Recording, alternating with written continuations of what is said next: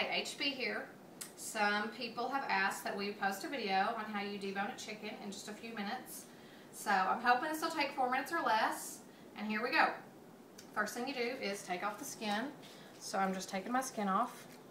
And I'm going to reuse my skin and my bones in broth. So I just have like a little bowl for skin and bones.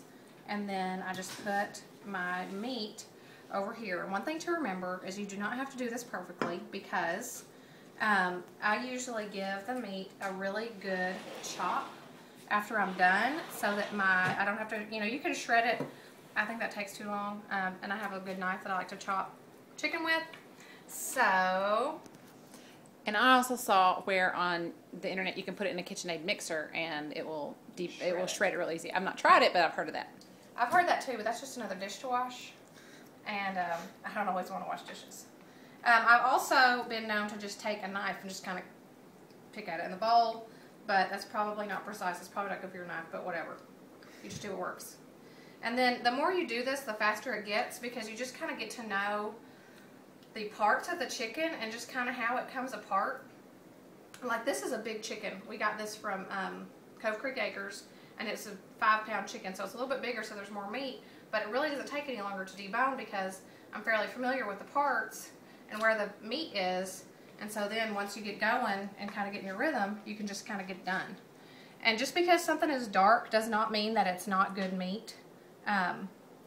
So, don't be afraid, because once you cut it, it's all going to go together. And, if you've been eating boneless, skinless chicken breasts like most of us did for years and years, yeah, this is different. It's going to look different, but it tastes so much better. It's better for you, and it is much, much cheaper. And I had a friend once who told me it was really grossed her out to debone a chicken, and I just said, close your eyes, and then you can totally tell with your fingers. If you close your eyes and don't look at it, you can tell what is meat and what is not. Yes, that is really true. My sister does not like to touch meat, so she wears gloves. So you can wear your gloves if you got a problem with it. You're at 2 minutes and 23 seconds. Okay.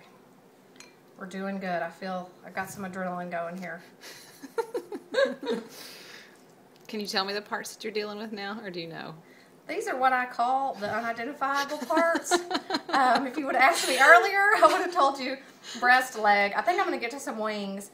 But, the back has a lot of meat on it. I think what I'm getting at now is the back, because Julie had cooked this chicken in the crock pot until it was just falling apart, which is really the best way to cook a chicken if you're going to debone it like this, because it saves your deboning time. I mean, so much. So, yeah. More bones. And like this kind of cartilagey stuff, just stick it back with the bones. You don't want to eat that. It's real chewy and, I don't know. Probably not the yummiest.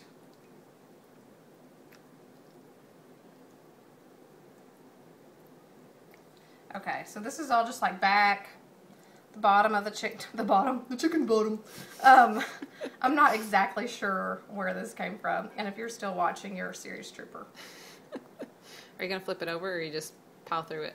I was just going to pick through it, because I can kind of see what these bones are, and that is like liver, so I'm sorry, I'm just not, yeah, don't tell Sally Fallon. It'll go in the broth. Right? That's right. Or I might chop it up and surprise you. Mm-hmm. Yeah. Okay, so we're pretty much done here. There's just a little bit of skin, which some people like to eat the skin. I think it's pretty slimy. So, skin, bone, liver, weirdness. All right, there you go. The job is done.